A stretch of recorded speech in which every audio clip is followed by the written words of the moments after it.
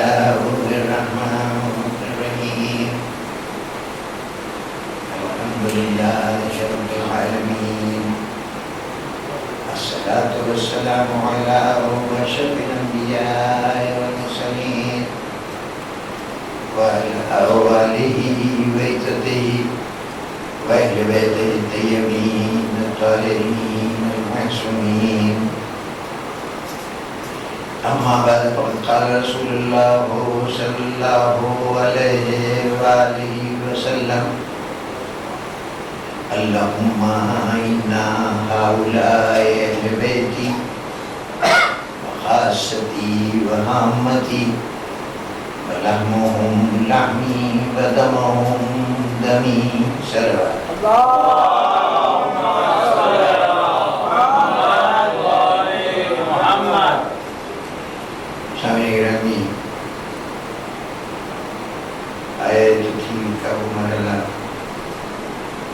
کہ جہاں حدیث قصہ کا وہ مرحلہ کہ جہاں زبان رسالت پر ایک دعا ہے اور اس دعا کا آغاز یہ انداز سے ہوتا ہے کہ کوئی وغیرہ یہ میرے اہل بیت ہیں. تو کل کی گفتگو میں یہ سمجھنے کی کوشش کی گئی کہ خاص طور پر لفظ اہل بیت حدیث قصہ میں بھی اور پھر حدیث قصہ کی اس دعا کے بعد جب اللہ نے قبولیت دعا کا اعلان کیا تو آیت تطہیر میں بھی یہ لفظ اہل بیت کیوں استعمال ہوا اور ہم اس نتیجے پہ پہنچے کہ یہ اسلام کا ہمارے گھروں کی اہمیت کا احساس دلانے کا وہ طریقہ تھا کہ اس نے دنیا میں نہ صرف یہ کہ ہماری ہدایت کے لیے قرآن چھوڑا، نبی کی ذات نے اپنا کردار چھوڑا، سنت رسول کہ ہم اس کی پیروی کریں، اس کے ساتھ ساتھ ہدایت کا ایک ذریعہ وہ گھر چھوڑا کہ جس سے وہ ہستیاں وابستہ ہیں جو تمام کی تمام پاکیزگی کے نقطۂ کمال پہ فائز ہیں. یہ گھر دین کے تحفظ کے لیے اللہ نے بنایا تھا اور ہمیں یہ گھر مثال کے طور پر متعارف کرایا گیا کہ تم اپنے گھروں کی تعمیر اس گھر کی روشنی میں کرو، اس کے انداز. اب آج کے عہد میں مختلف طبقے ہیں مسلمانوں کے جو اپنی اپنی جگہ پر یہ سمجھتے بھی ہیں اور دعویٰ بھی کرتے ہیں کہ آج اگر دنیا میں اسلام موجود ہے تو یہ ہماری کوششوں کا نتیجہ ہے اور اسلام کی حفاظت کی ذمہ داری ہمارے کندھوں پر قدرت ڈالی ہے. اہل مسجد سمجھتے ہیں کہ ہم اگر مسجدوں میں درس و تدریس کا یہ نظام قائم نہ رکھیں تو اسلام باقی نہیں رہے گا. اہل مدرسہ سمجھتے ہیں کہ اگر ہمارے طالبان جدوجہد نہ کریں تو اس صورت میں اسلام باقی نہیں رہے گا. جن کو اللہ نے تھوڑا بہت علم حاصل کرنے کا شرف بخشا ہے تو وہ سمجھتے ہیں کہ ہم نے اپنے علم سے، اپنی لکھی ہوئی کتابوں سے، اپنے قلم سے اسلام کو سہارا دے رکھا ہے، ہم نہ ہوں گے تو اسلام باقی نہیں رہے گا. اور توقع یہ کرتے ہیں کہ ان کو اسلام کا محافظ سمجھا جائے. ادھر تاریخ میں بادشاہوں نے اپنی تلوار کو اسلام کے تحفظ کا ذریعہ قرار دیا کہ ہم نے اپنی فتوحات کے ذریعے اسلام کو باقی رکھا ورنہ اسلام تو مٹ جاتا. غرض یہ سب سمجھ رہے ہیں کہ اسلام ہم نے بچایا ہے، لیکن جو حدیث قصہ اور آیت تطہیر کا دیا ہوا تصور ہے اس میں وضاحت کی گئی کہ نہ یہ اہل مدرسہ کا کارنامہ ہے، نہ حفاظت دین اہل مسجد کا کام ہے، نہ حفاظت دین اہل سیف کا کام ہے، نہ اہل علم کا کام ہے، بلکہ اگر اسلام محفوظ ہے تو یہ اہل بیت کا کام ہے.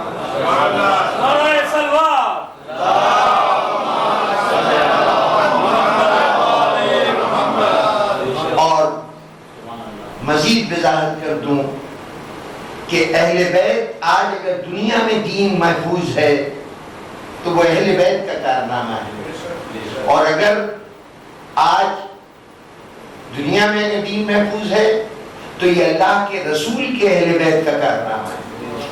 لیکن اگر آج ہماری نسلوں میں، ہمارے دلوں میں اسلام محفوظ ہے تو یہ ہمارے اہل بیت کا کارنامہ ہے. بنیادی طور پر یہ اہل بیت کا تصور دیا ہی اس لیے گیا کہ یاد رکھو دین کی حفاظت کوئی مخصوص گروہ نہیں کرے گا، بلکہ اس کی حفاظت ہوگی تو تمہارے گھروں کے ذریعے سے ہوگی. اور جب ہمارے گھر حفاظت کا ذریعہ قرار پائے تو اس کا مطلب یہ ہے کہ اب آج اگر کوئی دین پر ثابت قدم ہے تو یہ اس کے گھر کی تربیت کا نتیجہ ہے، اور دین سے منحرف ہے تو یہ بھی اس کے گھر کی تربیت کا نتیجہ ہے. شرط صرف یہ ہے کہ اپنے گھروں کو آپ اہل بیت کے گھر کی تصویر بنائیے، اس کے بعد دین خود بخود محفوظ ہو جائے گا. اس لیے کہ دین علم سے نہیں بچتا، مسائل کے جان لینے سے نہیں بچتا. علم اور مسائل کے جہاں تک تعلق ہے، بہت سے غیر مسلم بھی اسلامی علوم کے ماہر ہوتے ہیں. ایک کتاب ابھی حال میں امریکہ سے چھپی جس میں جو مسلمانوں کے 4 بڑے فقہ ہیں ان کے مسائل جمع کیے گئے ہیں، اور اس میں موازنہ کیا گیا ہے کہ کس نے اس مسئلے پر کیا کہا ہے اور کس نے کیا کہا ہے. طہارت اور جتنے بھی احکامات ہیں فقہ کے، ان سب پر تمام فقہوں کے معلومات کو جمع کر دیا گیا ہے. کتاب کی مصنفہ خاتون ہے، لیکن جن صاحب کی نگرانی میں لکھا گیا وہ ایک پروفیسر براؤن ہیں. ظاہر ہے کہ وہ مسلمان نہیں ہوں گے. وہ فقہ اسلامی پر اتنی نظر رکھتے ہیں کہ وہ چاروں فقہوں کا موازنہ کر کے اور اس پر کتاب کو ترتیب دلوا سکیں. ابھی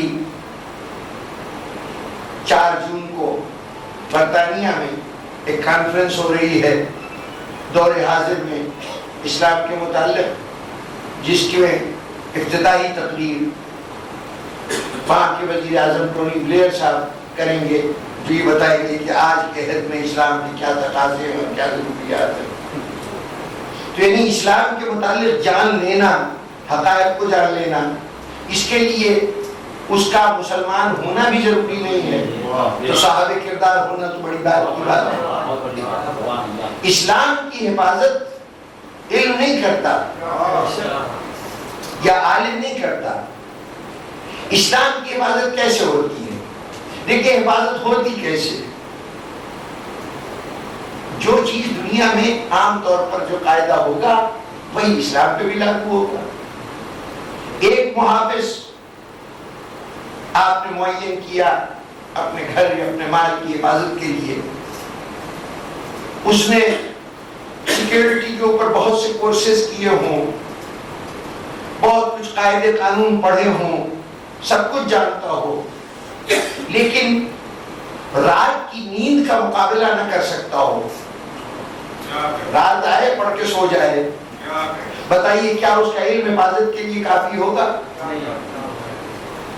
بڑی مشق کی ہے، بڑی اس نے فن میں مہارت پیدا کی ہے کہ حفاظت کے لیے کیا کیا کچھ ہونا چاہیے، بہت تفصیل سے جانتا ہے۔ لیکچر دلوا لیجیے، بڑا خوبصورت لیکچر دے دے گا، لیکن یہ نہیں کر سکتا کہ رات کو جاگ سکے۔ اگر کسی وقت کوئی املاک پر حملہ آور ہو، اس کو نقصان پہنچانا چاہے، تو اس میں جرت نہیں ہے کہ وہ سامنے کھڑا ہو کے مقابلہ کر سکے یا دفاع کر سکے۔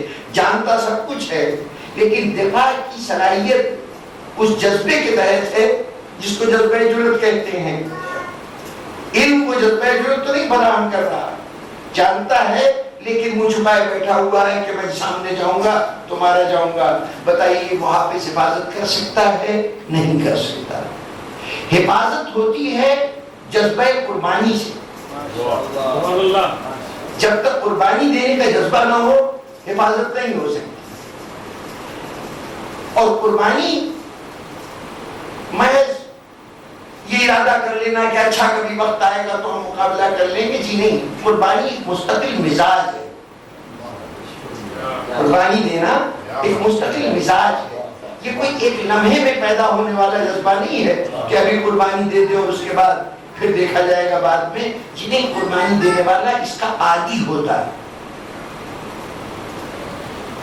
جب جب دین کوئی ضرورت محسوس کرے اس مرحلے پر حفاظت کی صورت یہی ہو سکتی ہے کہ جو محافظ ہو یا جو حفاظت کا ارادہ رکھتا ہو وہ یہ دیکھے کہ دین اس وقت کیا قربانی مانگ رہا ہے۔ مال کی قربانی مانگ رہا ہے، اقتدار کی قربانی مانگ رہا ہے، جاہ و منصب کی قربانی مانگ رہا ہے، اپنے مفادات کے نقصان کی قربانی مانگ رہا ہے یا جان کی قربانی مانگ رہا ہے۔ جو قربانی جب مانگی جائے دے دے گا تب تو اسلام کی حفاظت ہو سکتی ہے، ورنہ اسلام کی حفاظت نہیں ہو سکتی۔ اہل بیت نے جو اسلام کی حفاظت کی ہے تو قربانیوں کے ذریعے سے حفاظت کی ہے، تقریروں کے ذریعے سے نہیں، خطبات کے ذریعے سے نہیں، میٹنگ، اجتماعات، سیمینار، جلسے، جلوس، اس کے ذریعے سے کامیابی نہیں ہوئی ہے۔ کامیابی تمام تر جو اسلام بچا ہے نا وہ قربانیوں سے بچا ہے۔ اور جیسے پورا اسلام قربانیوں سے بچا ہے، ہمارا اسلام جو جس کا میں پیرو ہوں، جس کے آپ پیرو ہیں، جو دین ہمارے پاس ہے، آپ کے پاس ہے، یہ دین بھی بچے گا تو قربانی سے بچے گا۔ کتابیں پڑھ کر، یعنی یہ نہیں کہ میں منع کر رہا ہوں کہ کتابیں نہ پڑھیے، بغیر علم کے آپ راستہ نہیں چل سکتے، لیکن یہ علم بھی اس وقت تک بیکار ہے جب تک جذبہ ایثار و قربانی موجود نہ ہو۔ اور وہ ایثار و قربانی کیا؟ وہ قربانی آپ سے نہیں مانگی ہے شریعت نے کہ جو قربانی حسین نے دی ہے، جو قربانی علی بن ابی طالب نے یا امام حسن نے دی ہے۔ کسی نے تخت کو چھوڑا، کسی نے قوت و اختیار رکھتے ہوئے بھی اپنے دور کے حکمرانوں کو حکومت کرنے دی، اس میں مداخلت نہیں کی، کسی نے اپنی جان کی قربانی دی، اپنے پورے خاندان کی قربانی دی۔ وہ قربانیاں تو بہت بڑی قربانیاں ہیں۔ ہم سے جس قربانی کا تقاضا کیا جاتا ہے اور جس کے بغیر دین نہیں چل سکتا، وہ قربانی کیا ہے کہ سب سے پہلے اتنا تو کرو کہ جب کبھی دین تم سے تقاضا کرے کہ تم اپنی خواہشات کو قربان کر دو، اپنے آرام کو قربان کر دو، اپنے سکون کے کچھ لمحوں کو نظر کر دو، تو اس مرحلے پر کم سے کم یہ قربانی تو دے سکو۔ اگر صبح کے وقت نماز یہ کہہ رہی ہے کہ نیند کی قربانی دو اور آ کے نماز پڑھ لو، جو یہ قربانی دے سکتا ہے وہ تو نماز کی حفاظت کر لے گا، جو قربانی نہیں دے سکتا، علم کتنا ہی رکھتا ہو، حفاظت نہیں کر سکتا۔ اور میں نے عرض کیا کہ یہ قربانی مزاج ہے۔ مزاج ایک لمحے میں، ایک واقعے میں نہیں بنا کرتا۔ مزاج کے لیے لگاتار تربیت کی ضرورت ہوتی ہے، اور یہ تربیت کیسے ہوتی ہے اور کہاں ہوتی ہے؟ یہ درسگاہوں میں نہیں ہوتی، یہ حتیٰ کہ میں یہ کہوں گا کہ یعنی یہ جو ہمارے اجتماعات ہوتے ہیں، ان اجتماعات میں بھی ضروری نہیں کہ تربیت ہو۔ یہ تربیت کہاں ہوتی ہے؟ آپ جس معاشرے سے تعلق رکھتے ہیں اس کے اندر گھر میں یہ بتایا جاتا ہے کہ دیکھو آج تم چاہتے ہو کہ اس مکان کی سنگ بنیاد رکھو، آج تم چاہتے ہو کہ نیا لباس پہنو، آج تم چاہتے ہو کہ فلاں خوشی کی تقریب ہے، یا ایک چیز خریدنا چاہتے ہو جو گھر کی ضرورت میں بڑی اچھی چیز ہے، قیمتی چیز ہے، تو ذرا دیکھ لو آج تاریخ کون سی ہے، کہیں کسی امام کی شہادت تو آج کے دن نہیں ہوئی۔ دوسری دنیا حیران ہوتی ہے کہ یہ کیا سلسلہ ہے کہ آپ کے ہاں ابھی محرم کے سوا 2 مہینے گزرے، اس میں ہم خوشی نہیں کر سکتے، نیا لباس نہیں پہن سکتے، نئے گھر میں نہیں جائیں گے، وغیرہ وغیرہ پابندیاں ہم نے اپنے اوپر لگا رکھی ہیں۔ اور اس کے بعد پھر وہ مرحلہ آتا ہے کہ صاحب آج کیا ہے، آج خاتون جنت کی شہادت ہے، آج ہم یہ کام نہیں کریں گے، آج امام حسن علیہ السلام کی شہادت ہے، آج یہ کام نہیں کریں گے، آج فلاں امام کی شہادت کا دن ہے، ہم کوئی خوشی کا کام نہیں کریں گے۔ یہ پورا سال آپ کا یہی چلتا رہتا ہے۔ زندگی کتنی دشوار ہے جناب والا، زندگی دشوار نہیں ہے، یہ وہ تربیتی کورس ہے کہ تم اپنی خواہشات کو، اپنی خوشیوں کو دین کے لیے قربان کر سکتے ہو یا نہیں کر سکتے۔ آج ذرا ذرا سے اپنے جذبوں کی قربانی دیتے جاؤ، ہوتے ہوتے قربانی تمہارا مزاج بن جائے گا۔ جب دین تم سے قربانی مانگے گا، کبھی تمہاری خواہشیں گناہ کے راستے پہ چلنے لگیں گی، دین کہے گا نہیں اپنی خواہشات کو چھوڑ دو، بہت دل چاہے گا، لیکن چونکہ تربیت ہے نا دین کی خاطر قربانی دینے کی، تو وہاں برائی کی طرف طبیعت راغب نہیں ہوگی۔ کوئی فلسفہ، کوئی منطق، کوئی تقریر انسان کو اس مرحلے پر گناہ سے نہیں روک سکتی جب دل سے گناہ کی طرف بڑھنے کی خواہش پیدا ہو رہی ہو۔ اگر روک سکتی ہے تو یہ تربیت روک سکتی ہے جس کا اہتمام کیا جاتا ہے۔ تو بزرگان گرامی، یہ جو تربیت ہے یہ کہاں ہوتی ہے؟ یہ بازاروں میں نہیں ہوتی، مدرسوں میں نہیں ہوتی، یہ گھر میں ہوتی ہے۔ آج کا عالم دین بھی، سیاستدان بھی، اور جن کو بھی ذرا سے مذہبی درد ہے وہ سب بڑے پریشان ہیں کہ ادھر دیکھیے فحاشی ہے، عریانیت ہے، بےہودگیاں پائی جاتی ہیں، یہ معاشرہ تو بڑا تباہ ہو رہا ہے، پھر کیا کریں؟ اس معاشرے کی تباہی کو کیسے روکیں؟ انہوں نے کہا یوں کیجئے کہ گھر کے اندر یہ جتنی چیزیں جس کے ذریعے سے فحاشی اور عریانیت آتی ہے اس سب کو بند کر دیجئے، ریڈیو نہ ہو۔ خیر اب رفتہ رفتہ ریڈیو سے سمجھوتا ہو گیا کہ اس کے بغیر گزارا نہیں تھا، تو انہوں نے کہا یہ ٹی وی یہ لعنت کا ذریعہ ہے، یہ نہیں ہونا چاہیے۔ اب ٹی وی نے بھی اپنی جگہ زبردستی بنا لی، اب اس کے خلاف تو بغاوت نہیں ہو سکتی تھی، اتنی کثرت سے آیا، اتنی زور سے آیا، تو انہوں نے کہا جناب ڈش نہیں ہونی چاہیے، یہ کیبلز نہیں ہونی چاہیے، اس کی وجہ سے آپ کے یہاں فحاشی داخل ہو جاتی ہے۔ اب اس کے بعد ایک نئی مصیبت آ گئی کہ انٹرنیٹ ہے، اس کے ذریعے سے ساری دنیا ایک بچے کی انگلیوں کے اشارے کے تحت اپنے اپنے حقائق اور معلومات فراہم کرتی ہے۔ اس کے اندر گمراہی کے بھی ذرائع موجود ہیں اور اس کے اندر بھلائی کی بھی باتیں موجود ہیں، علم بھی موجود ہے اور جہالت کو فروغ دینے والی باتیں بھی موجود ہیں۔ اب اس کو بھی بند کر دیجئے، کتنے دروازے بند کیجئے گا؟ جہاں صورتحال یہ ہو کہ گھر سے باہر نکلتے ہی آپ کے سامنے طرح طرح کے ایسے مناظر موجود ہوں کہ جو آپ کو اپنی طرف متوجہ کر رہے ہوں، تو بتائیے کیا آنکھ کو، ناک کو، کان کو، ہر ایک اس راستے کو کہ جس راستے سے انسان میں علم داخل ہوتا ہے ان سب کو بند کر دیں گے؟ کیا اس طریقے سے ایک اندھا، بہرا، گونگا انسان اس زندگی میں زندگی گزار سکے گا، اس معاشرے میں رہ سکے گا؟ یہ ناممکن بات ہے۔ آپ پہرے نہ لگائیے ان باتوں پر، یہ جو کچھ ہو رہا ہے ہونے دیجئے، پہرا لگانا ہے تو کہاں لگانا ہے؟ اگر پہرا لگائیے تو یہ شعور پیدا کیجئے کہ یہ چیزوں میں سے جو چیزیں مفید ہیں ان کو قبول کر لو، جو غیر مفید ہیں ان کو رد کر دو۔ اگر گھر کے ماحول میں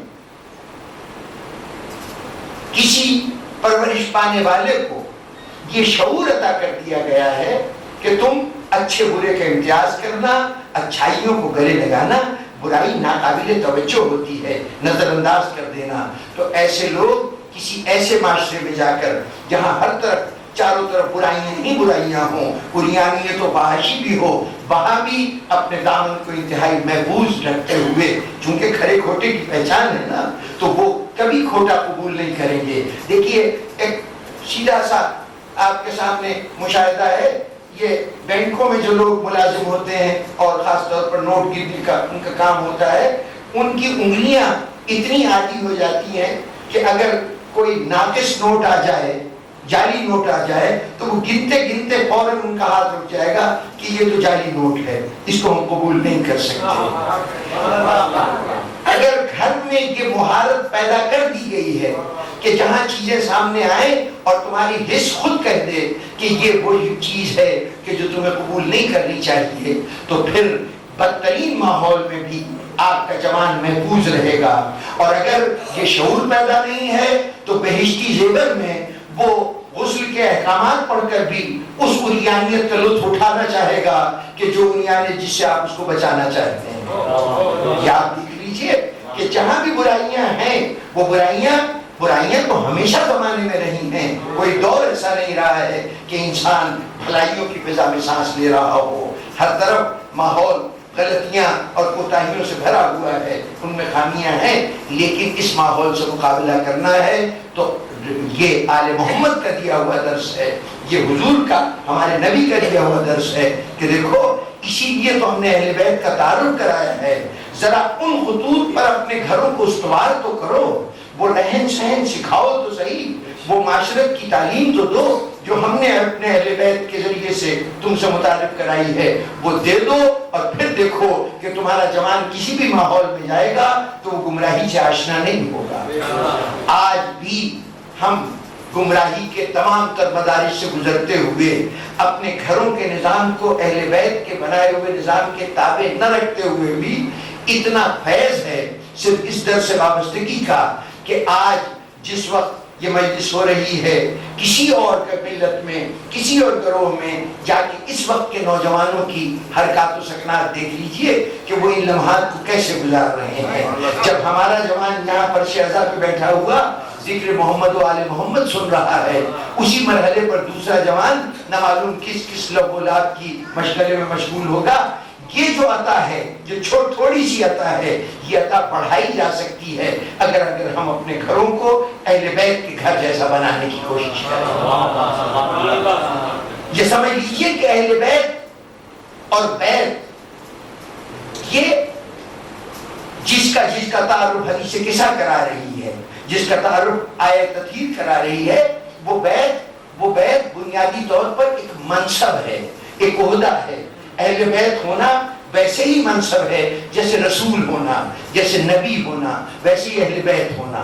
جیسے نبی اور رسول کا فریضہ ہے کہ وہ ہدایت کریں، ویسی اہل بیت اور گھر جس سے اہل بیت تعلق رکھتے ہیں وہ ہماری ہدایت کا ذریعہ ہیں۔ اور یہ منصب ہمارا بنایا ہوا منصب نہیں ہے۔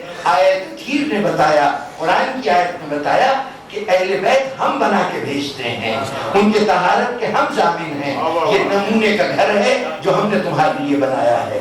اب اہل بیت کو آپ اس طرح شمار نہ کیجئے کہ یہ کچھ لوگوں سے قربت کے اظہار کا ذریعہ ہے۔ یہ لفظ کوئی اس بات کا اظہار کا نہیں کہ یہ میرے بڑے قریبی لوگ ہیں، یہ کوئی ڈکشنری کا لفظ نہیں ہے، یہ اسلام کا اپنا اپنایا ہوا لفظ ہے۔ یہ بالکل اس طرح ہے کہ اگر ڈکشنری میں نبی کے معنی دیکھیے گا تو کوئی بھی خبریں سنانے والا نبی ہو سکتا ہے۔ اگر رسول کے معنی دیکھیے گا تو کوئی بھی کسی نے کسی آدمی کو کسی دوسرے کے پاس بھیجا ہے تو جس کو بھیجا گیا ہے وہ رسول ہے۔ تمام اس لفظ کے یہ معنی ہوں گے۔ اسی طرح جب اہل بیت کے آپ معنی دیکھیں گے تو عام اہل بیت کے معنی میں یہی صورتحال ہوگی کہ کوئی بھی جو گھر میں رہتا ہے، بیوی ہو، بچے ہوں، ملازم ہوں، سب کے سب اہل بیت میں شمار ہو جائیں گے۔ لیکن جب یہ مذہب کی اصطلاح بن جاتی ہے تو ہر شخص نبی نہیں ہوتا۔ نبی وہ ہوتا ہے جو عالم غیب کی خبریں ہم تک پہنچاتا ہے، رسول وہ ہوتا ہے جسے اللہ نے بھیجا ہوتا ہے، اور اہل بیت وہ ہوتا ہے جو اس گھر کی تعمیر کا ذریعہ ہے جو پوری انسانیت کے لیے رہنمائی کا ذریعہ ہے، وہ گھر کہ جو ہماری ہدایت کا سامان ہے۔ اہل بیت منصب ہے، قربت کا اظہار نہیں ہے، یہ کوئی عام لفظ نہیں ہے۔ اور پھر میں نے وضاحت کی تھی کہ اس لفظ کے فوراً بعد ایک لفظ ایسا آ گیا، خاصتی۔ دیکھو یہ خاص ہیں، میرے خاص ہیں، یہ میرے خاص کہنے کی کیا ضرورت ہے؟ اہل بیت کے فوراً بعد یہ جو خاص کا لفظ آیا یہ اس بات کی علامت ہے کہ اب اہل بیت کے عام لفظ معنی نہ لینا، عام معنی ختم ہو گئے کہ ان اہل بیت کا تذکرہ ہے جو خاص ہیں. اس کے معنی مجھ سے پوچھنا کہ میرے نزدیک اہل بیت سے کیا مراد ہے. اپنے قیاس آرائی سے کام نہ لینا. یعنی جس طرح جب میں کہتا ہوں اللہ کا نبی کہے گا کہ جس طرح میں کہتا ہوں کہ نبی کے یہ معنی ہے، تو اب جب میرے منہ سے نبی کا لفظ سنو تو پھر وہ معنی لینا جو میں کہہ رہا ہوں، ڈکشنری نہ کھولنا. جب میں رسول کہوں تو وہ معنی لینا جو میں کہہ رہا ہوں. جب میں حج کہوں، نماز کہوں، صلاۃ کہوں، صوم کہوں تو اس کے معنی ڈکشنری میں نہ دیکھنا، مجھ سے پوچھنا کہ اس کے معنی کیا ہے. تو اسی طرح جب میں کہوں کہ یہ اہل بیت ہیں تو اہل بیت کے معنی ڈکشنری میں نہ دیکھنا، لغت میں نہ دیکھنا، مجھ سے پوچھنا کہ اہل بیت کون ہے. یہ رسول کی دی ہوئی ایک اصطلاح ہے. بنیادی طور پر یہ لفظ ہمارے لیے یہ بتا ایک خاص طبقے کا تعارف کرا رہا ہے جو طبقہ ہدایت کے لیے آیا ہے. یہاں بیت بھی ہدایت کا ذریعہ ہے اور اہل بیت بھی. گھر بھی ہدایت کا ذریعہ ہے اور گھر والے بھی ہدایت کا ذریعہ ہیں. اور یہ خاصتی کے لفظ نے بتایا کہ یہ کوئی عام معنی میں استعمال نہ کیجیے گا، خاص معنی میں استعمال کیجیے گا. اور وہ خاص معنی کون سے ہوں گے؟ جو رسول معین فرمائیں گے. یہ لفظ خاصتی نے اس کے بعد ہونے والی ساری گفتگو کے معنی و مفہوم کو بدل دیا. غالباً یہ خاصتی کا لفظ یہاں پہ لائے اس لیے گیا اہل بیت کہنے کے فوراً بعد کہ یہ میرے خاص ہیں. یہ لفظ ظاہر ہے کہ جو میرے گھر والے ہوں گے تو وہ دنیا والوں کے مقابلے میں میرے لیے خاص ہوں گے. یعنی دنیا والے اگر عوام ہیں تو یہ خاص ہیں. لیکن جب نبی اکرم صلی اللہ علیہ وآلہ وسلم کی بات کہہ رہے ہیں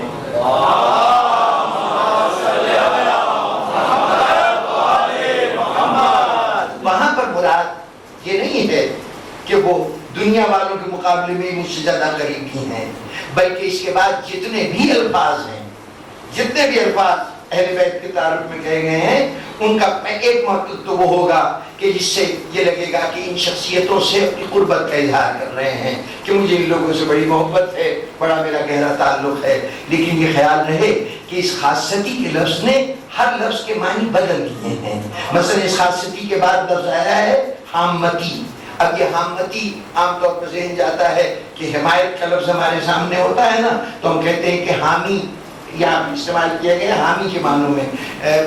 لغت کے اعتبار سے یہ جو حامی کا لفظ ہے، حمایت کرنے والا، تائید کرنے والا، مددگار، تو یہ حامی کا یہ حامی تو ہیں، رسول کے حامی تو ہیں، پشت پناہ ہیں ان کے نظریے، ان کے افکار کے. لیکن یہاں پر لفظ حامی ان معنوں میں استعمال نہیں ہوا ہے. حامی کا مادہ ہے ہے میم یہ حمی، اور یہاں جو لفظ استعمال ہوا ہے حامتی، وہ لفظ اس کا مادہ ہے ہے میم میم.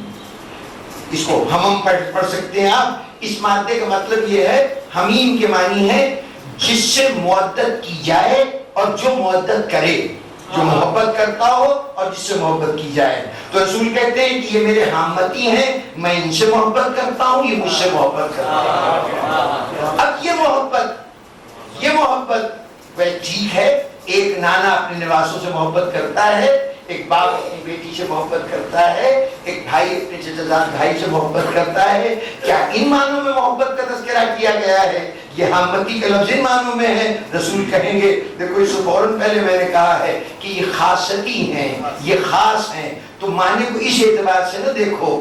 میں نانا کی حیثیت سے نواسوں سے محبت کی بات نہیں کر رہا، میں باپ کی حیثیت سے بیٹی کی محبت کی بات نہیں کر رہا، بلکہ میں نبی کی حیثیت سے محبت کی بات کر رہا ہوں. یعنی ان کی محبت نبوت سے ہے، نبوت ان سے محبت کرتا ہے. ان کا ربط رسالت سے ہے، رسالت ان سے محبت کرتی ہے. یہ رسالت کے لیے، رسالت ان کے لیے. اب جب خاصتی کا لفظ لگاتے جائیں گے تو ہر لفظ نئے معنی دیتا جائے گا. اب اس کو ان معنوں میں نہ لیجئے کہ وہ محدود ہو جائے حضور کی ذات سے. اور اب اس کے بعد جو لفظ استعمال کیا تو وہاں پر اس وضاحت کی اور ضرورت پیش آئی کہ بغیر خاصتی کی یہ بات سمجھ میں نہ آتی کہ ارشاد فرمایا لحمہم لامی و دمہم دمی. ان کا گوشت میرا گوشت ہے اور ان کا خون میرا خون ہے. اب جو یہ کہا ان کا گوشت میرا گوشت ہے اور ان کا خون میرا خون ہے، تو اس کا ایک مطلب سیدھا سے لیا جا سکتا ہے کہ کہ یہ سب بھی اسی قوم قبیلے سے تعلق رکھتے تھے جس سے حضور تعلق رکھتے تھے. یہ بھی بنی ہاشم ہے، وہ بھی بنی ہاشم ہے، انہی کی اولاد ہے حضور کی. ہاں ایک حضرت علی کی ذات ایسی ہے کہ جو اولاد رسول نہیں ہے ان معنوں میں کہ کہا جا سکے کہ ان کی رگوں میں رسول کا خون دوڑ رہا ہے. ظاہرہ اعتبار سے اگر وہ خون میں مراد دیجیے گا تو پہلے تو حضرت علی کو اس قول سے خارج کرنا پڑے گا، یعنی لحمہم لحمی میں حضرت علی شامل نہیں ہوں گے، اس لیے کہ رسول کا لہو ان کی رگوں میں نہیں دوڑ رہا. خاتون جنت کی رگوں میں ہے، حسنین کی رگوں میں ہے، لیکن علی کی رگوں میں تو نہیں موجود. کوئی الجھن والی بات تو نہیں ہے نا بھائی، ان کے نسل سے ہوتے تو پھر ان معنوں میں استعمال ہوتا. لیکن حضور نے یہ دلچسپ بات ہے کہ اس آیہ تطہیر کے علاوہ مختلف مواقع پر حضرت علی کے فضائل میں جو جملے ارشاد فرمائے ہیں، جتنا ان کے لیے اس لفظ کا استعمال ہوا ہے، لحم کا لحمی، یا علی لحموں کا لحمی، تیرا لحم تیرا گوشت میرا گوشت ہے، دموں کا دمی تیرا خون میرا خون ہے. متعدد احادیث میں حضور نے جملہ ارشاد فرمایا حضرت علی کے لیے. کسی اور کے لیے ایسا جملہ جناب سیدہ کے لیے یا امام حسن امام حسین کے لیے اتنی کثرت سے نہیں کہا جتنا جناب امیر کے لیے کہا ہے. جبکہ ان کا لہو ان کا گوشت ظاہر ہے کہ اگر حضرت ابو طالب یہ جملہ کہتے تو سمجھ میں آتا ہے حضور کہہ رہے ہیں تو کن معنوں میں. اگر یہ کہا جائے کہ حضور کے چچا کے بیٹے تھے اس لیے ظاہر ہے کہ بھائی خون ان کی رگوں میں دوڑ رہا تھا جو حضور کی رگوں میں دوڑ رہا تھا، اس حوالے سے حضور کہہ رہے ہیں، تو جناب والا پھر معاملہ بڑا نازک ہو جائے گا. اس لیے کہ رسول کے ایک چچا نہیں ہے 10 چچا ہیں، اور رسول کے صرف ایک چچا کی اولاد نہیں ہے، 10 چچاؤں میں سے کم و بیش سب کی اولاد موجود ہے. تو لحموں کا لحمی اور دموں کا دمی اگر علی ہو سکتے ہیں تو ہر چچا کا بیٹا ہو سکتا ہے. اگر ان معنوں میں ہے کہ وہ خون ان کی رگوں میں دوڑ رہا ہے کہ جو اس قبیلے کا اس نسل کا جو رسول کی رگوں میں دوڑ رہا ہے، تو ان معنوں میں تو ان سب کی رگوں میں دوڑ رہا ہے. اور یہ تو بھتیجے ہیں نا، تو بھتیجے تک تو خون پہنچا ہے چچا سے. جو رسول کے والد گرامی کا لہو اور گوشت تھا وہ ان کے بھائی کا ابو طالب کا لہو اور گوشت تھا. اگر ان معنوں میں لفظ استعمال کیا جائے تو جتنے چچا ہیں ان سب کو لحموں کا لحمی اور دموں کا دمی ان کی اولاد سے زیادہ کہنے کا حق ہے جی. اور جب ایسی صورتحال ہوگی تو پھر بڑی مشکل پڑ جائے گی، اس لیے کہ چچاؤں میں جہاں حضرت حمزہ ہیں، جہاں حضرت ابو طالب ہیں، جہاں حضرت عباس ہیں، وہاں چچاؤں میں ایک چچا ابو لہب بھی ہے، وہ بھی لحموں کا لحمی دموں کا دمی. اگر رشتے کی وجہ سے یہ جملہ کہا جا رہا ہے تو رشتے میں تو رشتہ تو نہیں بدل سکتا، کوئی مومن ہو یا کافر ہو، وہ تو رشتہ اپنی جگہ پہ قائم رہے گا. تو اگر رشتہ قائم ہے تو حضور اگر یہاں پر اپنا خون اور اپنا گوشت قرار دے رہے ہیں تو ان معنوں میں ہرگز نہیں ہو سکتا کہ ان سے وہ رشتہ داری ہے کہ جس کے اندر ایک خون ان کی رگوں میں دوڑ رہا ہے. پھر جب ان معنوں میں نہیں ہے تو پھر ہمیں تلاش کرنا پڑے گا، اور تلاش کرنے کے لیے ہمارے لیے کون سا لفظ رہنما ہے؟ بھائی خاصتی. دیکھو اس کے عام معنی نہ لینا، ان معنوں میں رسول نہیں کہہ رہے، اس کے خاص معنی لینا. اور وہ خاص معنی اب لیجیے گا تو ایک معنی یہ ہوں گے کہ حضور کی ایک حدیث ہمارے سامنے آئے گی جہاں حضور نے کہا میں اور علی ایک نور سے ہیں، اور جو اولاد علی ہے وہ بھی اسی نور کا پرتو ہے. تو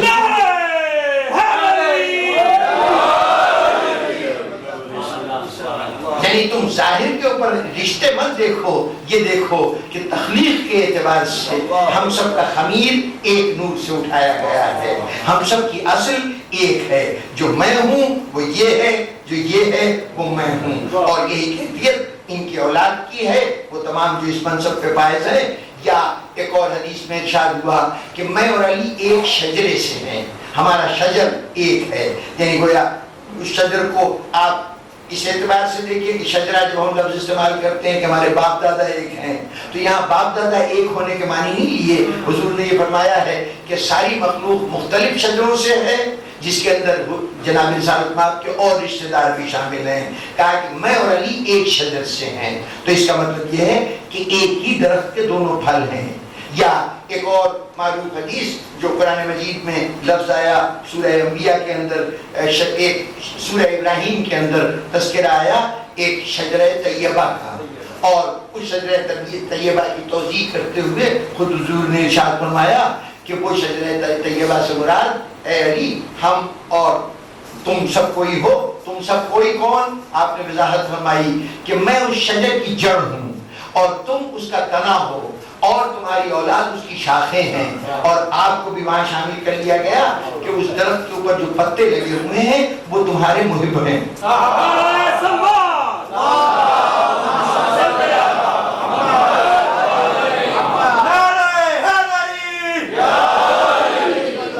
یہاں ضمن ایک بات کہتا چلوں، آپ لوگ درود پڑھتے ہیں اللہم صلی علی محمد و آل محمد، یہ درود جو رات دن آپ پڑھتے رہتے ہیں تو آخر اس سے آپ کا تعلق کیا ہے؟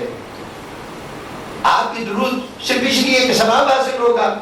جناب والا انسان بڑا خود غرض واقع ہوا ہے، یہ جو دعا مانگتا ہے بڑا سوچ سمجھ کے مانگتا ہے. ٹھیک ہے اللہ کا حکم ہے، اپنی جگہ اللہ نے کہا ہے کہ میں درود بھیجتا ہوں، میرے فرشتے بھیجتے ہیں، تم بھی درود بھیجا کرو.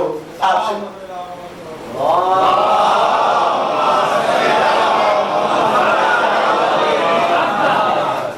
تو پروردگار جب تو بھیج ہی رہا ہے، جو کچھ بھی درود کے معنی ہے، صلوات کے معنی ہے، وہ تو اپنے نبی پہ بھیج رہا ہے، تیرے فرشتے اس کو لے کے آ رہے ہیں، تو ہماری یہ کہنے کی کیا ضرورت ہے؟ ہماری درخواست کرنے کی کیا ضرورت ہے؟ جب ہم نہیں تھے تب بھی تو درود بھیج رہا تھا اپنے نبی پر، ہم نہیں ہوں گے تب بھی بھیج رہا ہوگا. پھر میری اس دعا کرنے کا فائدہ کیا ہے؟ کہا اس کا فائدہ نبی کو نہیں پہنچ رہا ہے، اس کا فائدہ تمہیں پہنچ رہا ہے. دیکھو کسی درخت میں اگر پودے سے اس کے پتوں کو سرسبز رکھنا چاہتے ہو تو پتوں کے اوپر اگر پانی ڈالتے رہو گے پتے گل تو جائیں گے، سرسبز نہیں رہیں گے. جو پانی دینا ہے نا تو اس کی جڑوں کو پانی دو. جڑ کی عادت ہے کہ جو کچھ اس تک پہنچتا ہے وہ خود بخود پتوں تک منتقل کر دیتی ہے. تم نبی کے لیے رحمتوں کے نزول کی دعا مانگو، یہ رحمت نبی تک پہنچے گی، نبی اسے واپس تم تک منتقل کرتا ہے.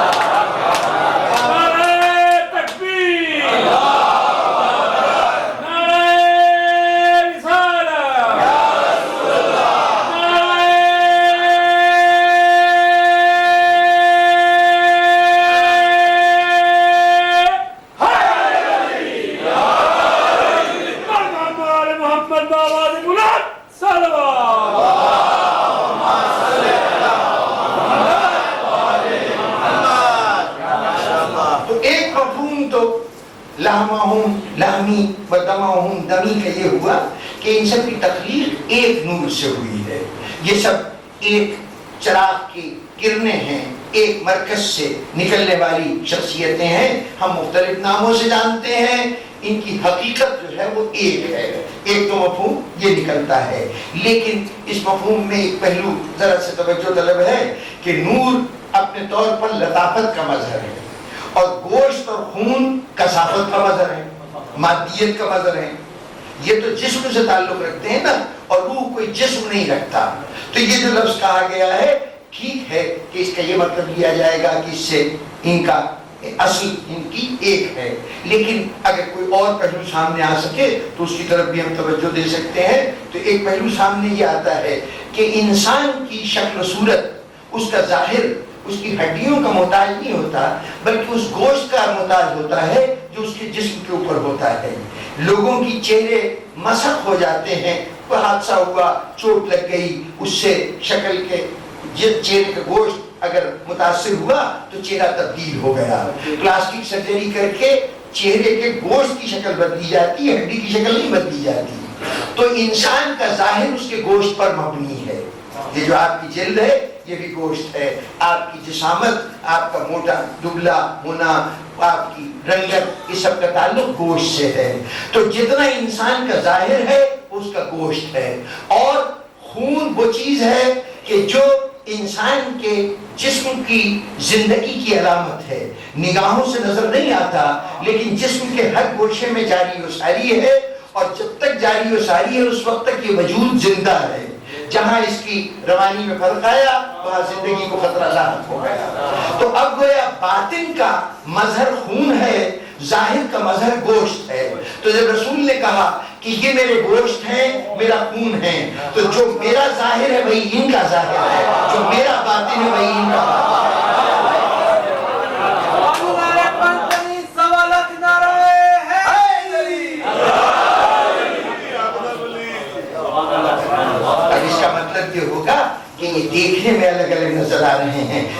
سمجھ میں آتا ہے کہ جو زبان رسالت نے ارشاد فرمایا کہ ان میں سے اولنا محمد، اوسطنا محمد، آخرنا محمد، وکلنا محمد، سب کے سب محمد ہیں، نام محمد ہو یا نہ ہو، لیکن اگر ظاہر دیکھو گے تو ان کا ہر عمل وہی کچھ ہوگا جو میرا عمل ہے۔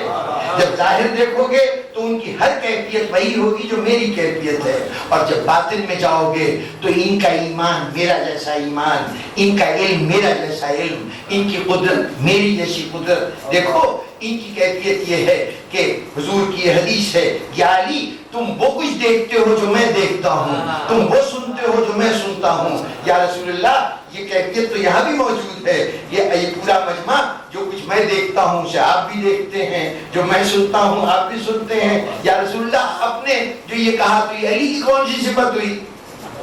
وہاں پر جو کچھ آپ دیکھ رہے تھے، جتنے صحابہ بیٹھے تھے وہ بھی وہی کچھ دیکھ رہے تھے، تو یہ صفت تو سب کے پاس تھی کہ جو آپ دیکھتے تھے وہ دوسرے بھی دیکھتے تھے، اور جو آپ سنتے تھے دوسرے بھی سنتے تھے۔ رسول کہیں گے نہیں تم سمجھے نہیں، دیکھو میں کیا کچھ سنتا ہوں، جبرائیل آتا ہے، پیغام لے کے آتا ہے، وہ کلام کرتا ہے، میں اس کلام کو سنتا ہوں، میں اس کلام کو سنتا ہوں۔ پورا مجمع بیٹھا ہو وہ اگر میری خاموشی سے سمجھ لے تو اور بات ہے کہ اس وقت شاید اللہ کے کسی فرشتادہ سے سلام و پیام ہو رہا ہے، ورنہ ان کو سنائی نہیں دیتا۔ لیکن علی جہاں فرشتوں کی آواز میں سنتا ہوں وہاں فرشتوں کی آواز تو سنتا ہے، اور اے علی میری نگاہیں سے حال کو نہیں دیکھتی، آنے والے تمام زمانوں کو قیامت تک ہر مرحلے کو دیکھ لیتی ہیں۔ علی مستقبل میں صرف میری نظریں نہیں جاتی، تو بھی مستقبل کو دیکھتا ہے۔ غیب میں صرف میری نگاہیں نہیں جاتی، تو بھی غیب کو دیکھتا ہے۔ اور جناب امیر نے اس بات کی تصدیق کی، فرمایا کہ میں فرشتوں کے پروں کی سرسراہٹ سنتا تھا، ان کے زبان سے جو کلام نکلتا تھا اس کلام کو سنتا تھا، اور میں وہ کچھ دیکھتا تھا جو رسول دیکھا کرتے تھے، میری نگاہوں میں بھی وہ منظر آتے تھے جو حضور دیکھتے تھے۔ اور اگر یہ بات وہاں سمجھ میں نہ آئے تو یہاں حدیث قصہ میں جناب سیدہ نے تو اس کی پوری تشریح کر دی۔ فرشتے آئے، جو کچھ کہا سیدہ نے کہا کہ ہاں جبرائیل نے آ کے یہ بات کہی، سیدہ کو کوئی بتا نہیں رہا ہے، جبرائیل کے قول کو سیدہ سن رہی ہے، اور اب تک تو بات فرشتوں تک کی تھی، لیکن یہاں پہنچ کر عجیب کیفیت نظر آئی کہ حدیث قصہ میں عالم ملکوت میں اللہ ارباب سلطان سماوات کو بلاتا ہے، ان سے کلام کرتا ہے، سیدہ زمین پر اس کلام کو سنتا ہے۔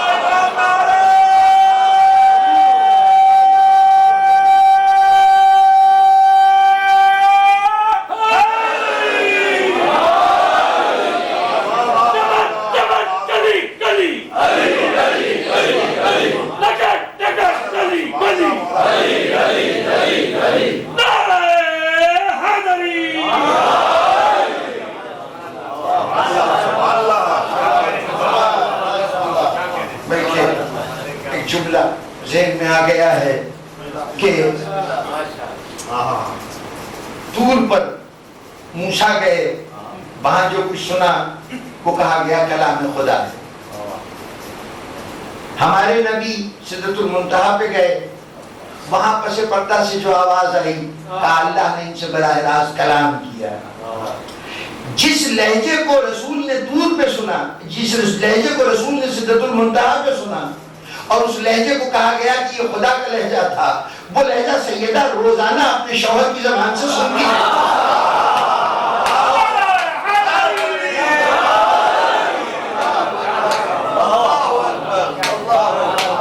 بہت بڑا مرتبہ نکالا گیا کہ کوئی شخص محدث ہو، یہ کہا گیا کہ صاحب وہ محدث ہے۔ محدث کون ہوتا ہے؟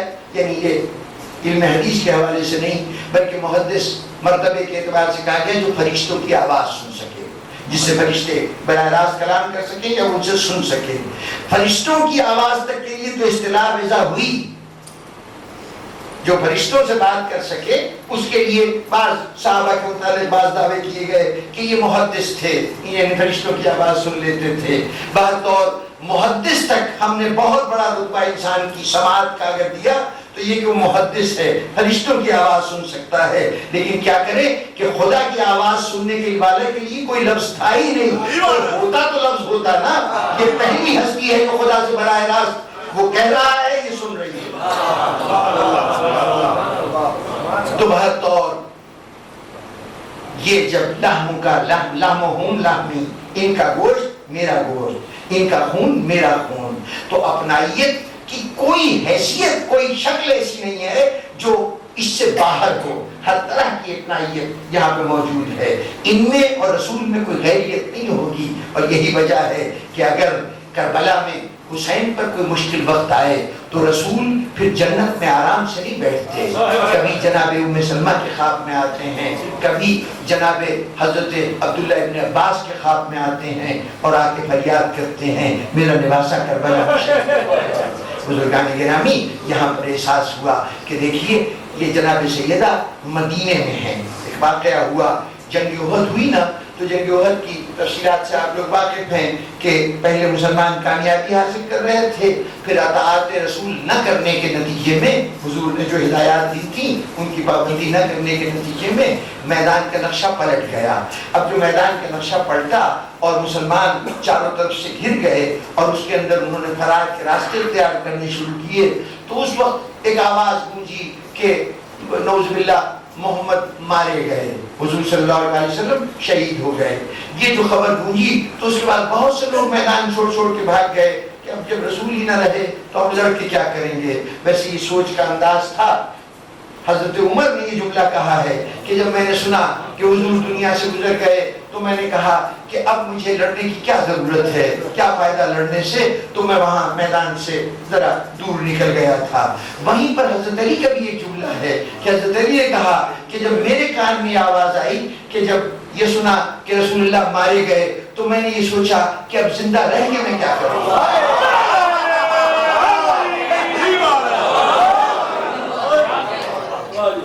بہرطور جب علی کا یہ جذبہ ہو کہ اب زندہ رہ کے کیا کروں گا، تو جب انسان اپنی زندگی کو اس طرح سے قربان کرنے پہ آمادہ ہو جائے تو دنیا کا بڑے سے بڑا دشمن اس کے سامنے رک نہیں سکتا. اس لیے کہ جو سامنے ہوگا اسے بہرطور جان عزیز ہوگی، لیکن علی کو جان عزیز نہیں ہے. تو اب علی کی تاب لانا دشمنوں کے لیے بہت مشکل ہے. ادھر تو یہ جملہ کہا گیا، ادھر علی آ کے سینہ سے پر ہو گئے، میدان میں مقابلہ شروع کیا، دشمنوں کو پیچھے دھکیل دیا اور حضور کو حفظ و امان سے لے جا کر ایک پہاڑ کے اوپر، ایک ٹیلے کے اوپر بٹھا دیا. وہ غار آج بھی موجود ہے جہاں جناب امیر نے جا کے رسالت محمد صلی اللہ علیہ وسلم کو بٹھایا تھا. اب جو میدان سے بھاگے تھے، ان بھاگنے والوں میں سے مدینہ سے زیادہ دور نہیں ہے کوئی عہد. جو لوگ اپنی زیارت کے لیے جاتے ہیں وہ جانتے ہیں کہ مدینے سے ذرا سے باہر یہ پہاڑ ہے، بلکہ مدینہ اس پہاڑ میں گھرا ہوا ہے. تو کچھ لوگ جو بھاگے ان میں سے کچھ نے مدینے کا رخ کیا، کچھ تو پہاڑوں پہ چڑھ گئے، ادھر ادھر بکھر گئے، کچھ ایسے تھے کہ جو وہاں سے مدینے تک پہنچے. اب مدینے کی گلیوں میں ایک شخص بھاگتا جا رہا ہے اور یہ صدا دیتا جا رہا ہے کہ محمد رسول اللہ مارے گئے، حضور مارے گئے. یہ جملہ کہتا جا رہا ہے. میں کہوں گا کہ شخص ذرا اپنی آواز کو آہستہ کر لے، کیونکہ ایک گھر میں ایک بیوی اپنے بابا کے قدموں کا انتظار کر رہی ہے. اس انتظار میں بیٹھی ہے کہ ابھی بابا واپس آئیں گے، لیکن یہ آواز اس کے کانوں تک پہنچی ہوگی تو کیا کیفیت ہوگی ہم اس کیفیت کا اندازہ نہیں لگا سکتے.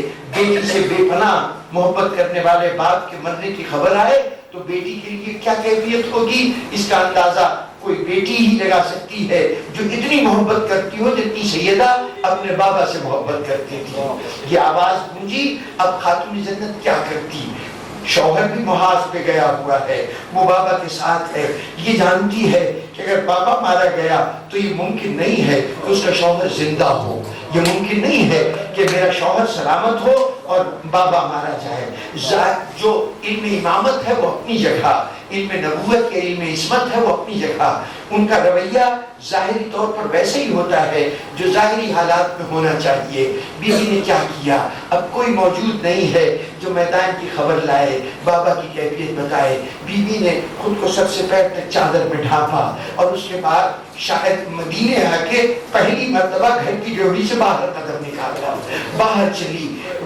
جب سیدہ باہر چلی تو مدینے کی کچھ اور عورتیں، کچھ گھرانے کی اور عورتیں تھیں کہ وہ بھی شامل ہو گئیں. یہ پیچھے پیچھے چلی. سیدہ تیزی سے قدم بڑھاتی ہوئی مدینے کی آبادی سے باہر نکلی.